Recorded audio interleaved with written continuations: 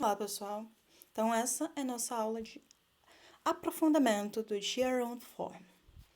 Nós vamos começar, na verdade, nós vamos retomar esse conteúdo com uma definição. Desculpa. Então, a definição que eu coloquei aí para vocês é: o Gerund for phrasal forms são frases comandadas por um gerúndio, ou seja, a forma particípio presente, que significa um verbo mais um ing, de um verbo usado como uma partícula nominal. Então, eu quero que vocês se atentem para algumas coisas. É que a frase ela é comandada por um gerúndio. Como assim, professora? Significa que a função real ali, a frase inteira, ela está rodeando uma ação, algo específico, que é a estrutura do gerúndio. Essa estrutura do gerúndio, ela é um verbo mais um ing de um verbo, né?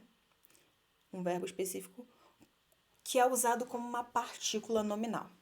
Então, bora para a próxima coisa aqui. Uma das coisas que eu queria que vocês entendessem, que eu acho que teve alguma dificuldade. Como assim, professora, uma forma nominal? Como assim, professor, um verbo agindo como uma forma nominal? Aqui eu coloquei para vocês, aqui embaixo eu estou colocando verbo igual a uma forma nominal. Com essa setinha apontada para a forma nominal. Significa, forma verbal quer dizer, desculpa. Significa que um verbo, ele, na uma estrutura de frase padrão, o normal dele, a definição dele normal, é que ele está fazendo o papel de uma forma nominal. Como assim uma forma nominal? Está desempenhando o papel de promover uma ação na frase. A frase, alguém está fazendo alguma coisa. Bora colocar um exemplo aqui. Maria está comendo bolo. Ou bora colocar outro exemplo aqui melhor. Maria correu atrás do ônibus. Maria é a pessoa que está fazendo essa frase, né? Que está promovendo essa ação. Que, ou seja, Maria é o sujeito da frase, quem promove a ação. E o verbo correu está fazendo a estrutura da forma verbal, ou seja, demonstrando o que está sendo feito, o que essa frase está acontecendo. E atrás do ônibus é um complemento do verbo. Está dizendo atrás de que ela correu.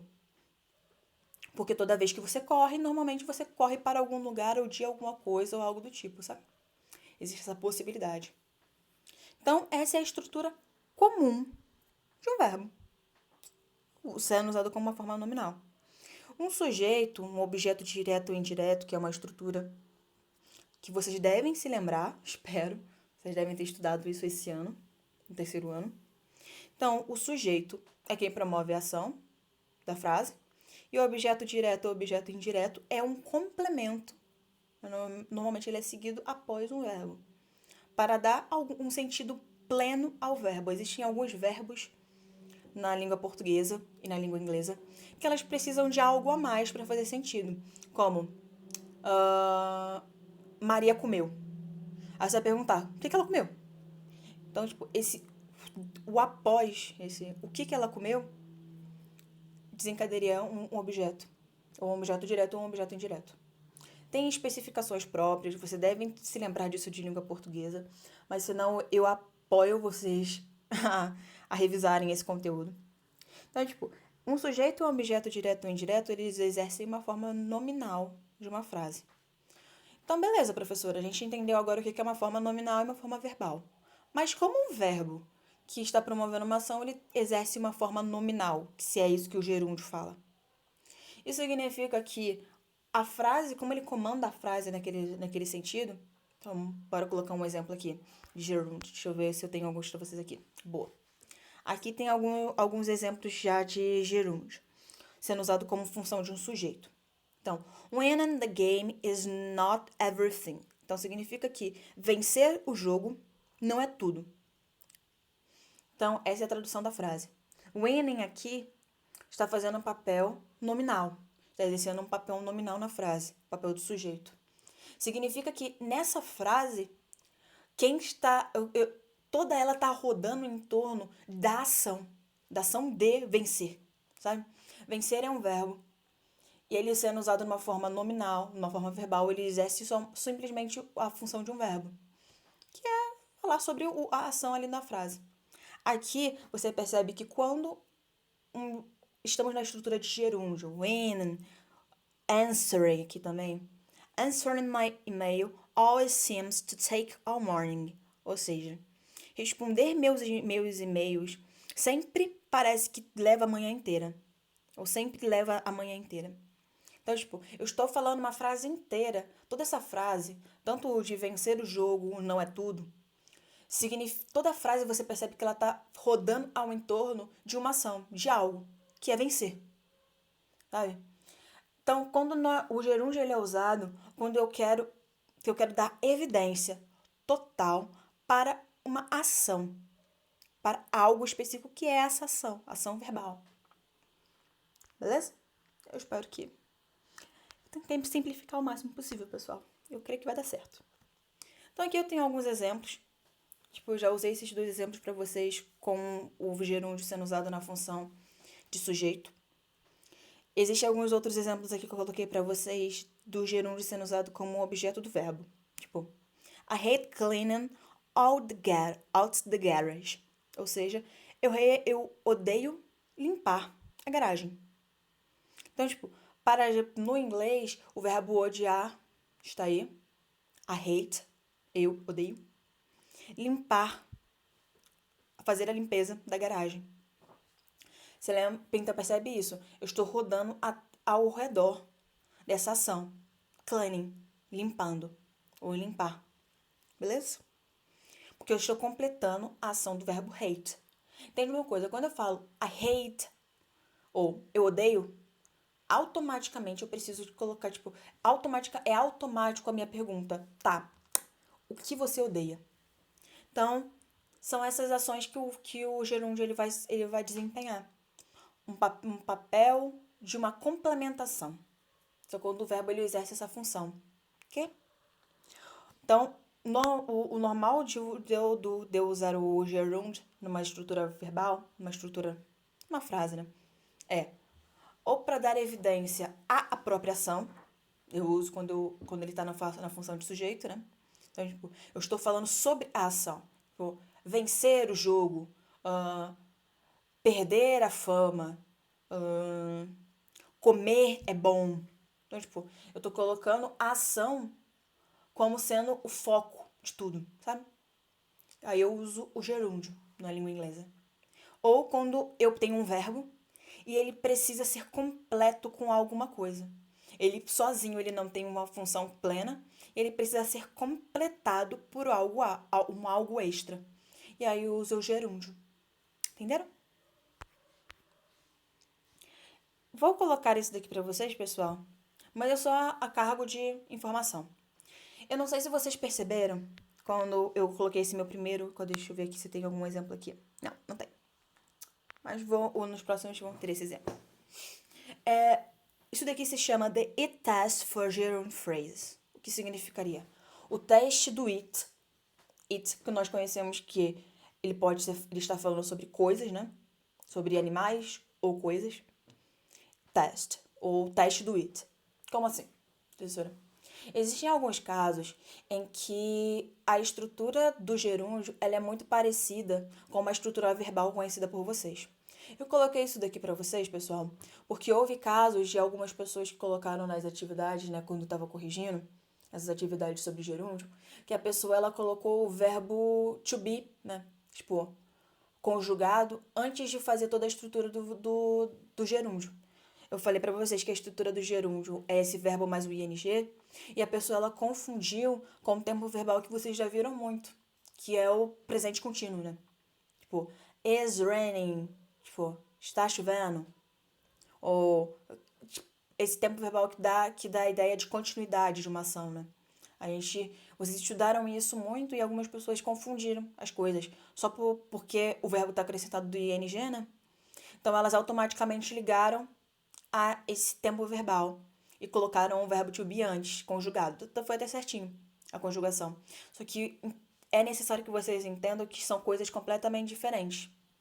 Quando eu uso gerúndio, né, essa estrutura do gerúndio, que é o verbo mais o ing, sem o verbo to be antes dele, significa que eu não estou falando sobre uma estrutura com um tempo verbal. Eu estou falando sobre algo específico da língua inglesa. É uma função específica na língua inglesa para a construção para a complementação de frases. E quando eu uso o tempo verbal, né? Esse tempo verbal conhecido por vocês, que é o verbo to be mais o verbo mais ing, é um tempo verbal. Eu estou falando sobre uma ação. Estou falando sobre uma estrutura temporal de ação. São coisas diferentes.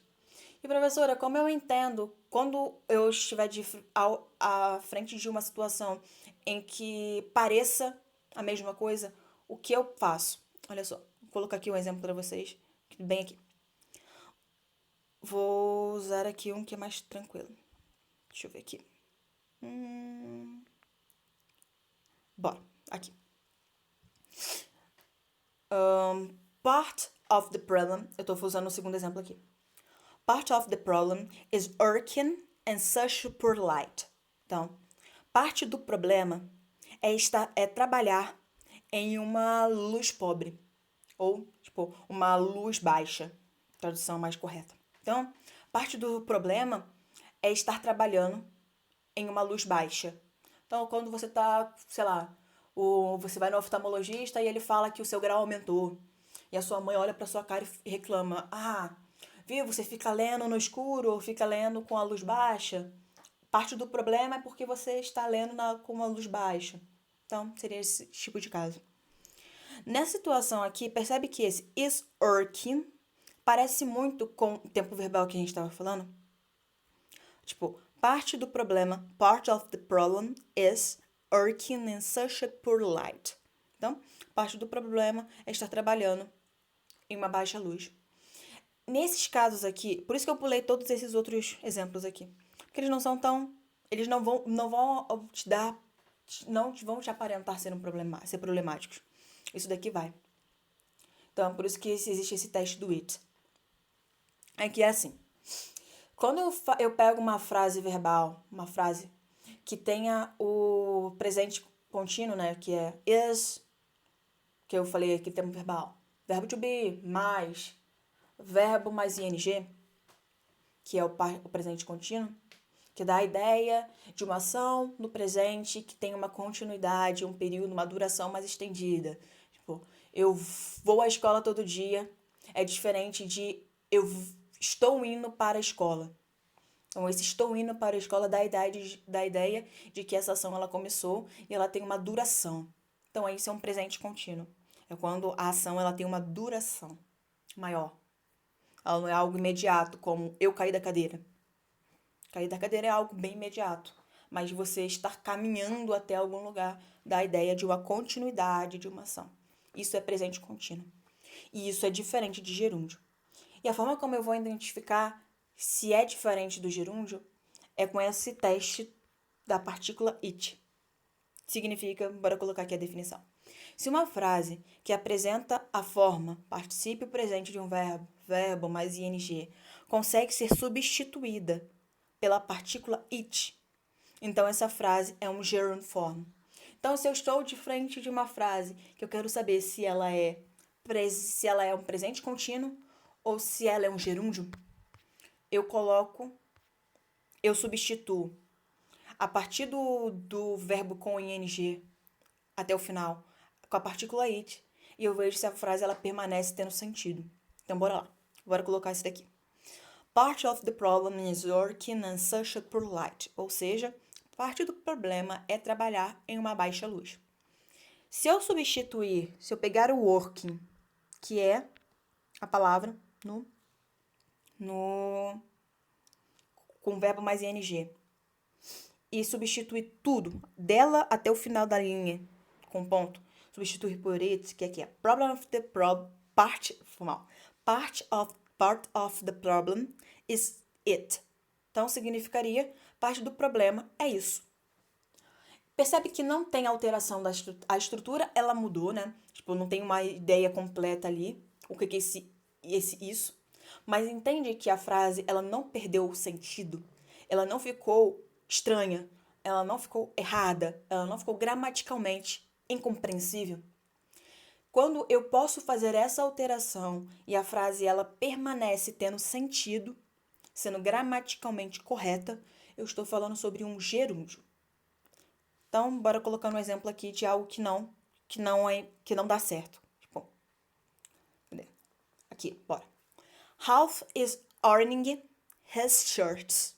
Ou seja, Ralph está passando suas camisas. Percebe que se eu fizer essa estrutura desse teste do it, eu pegar ironing aqui, que é passando, até o final, até o ponto final dessa frase, e substituir por it, fica estranho. Olha só, fica Ralph is it.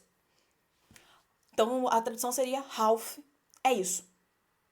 Percebe que mudou completamente o sentido da frase? Uma coisa eu estou falando sobre a ação de passar a roupa, e outra coisa eu estou falando sobre o Ralph. A frase acima, completa, eu estou falando sobre uma ação plena, sobre uma ação que Ralph está promovendo algo ao mundo, né? A sua camiseta. Tipo, tem uma conexão de Ralph mais alguma coisa. E abaixo, se eu substituir tudo por it, eu tô falando sobre Ralph. Então, tipo, a estrutura, ela alterou. Houve uma alteração na estrutura.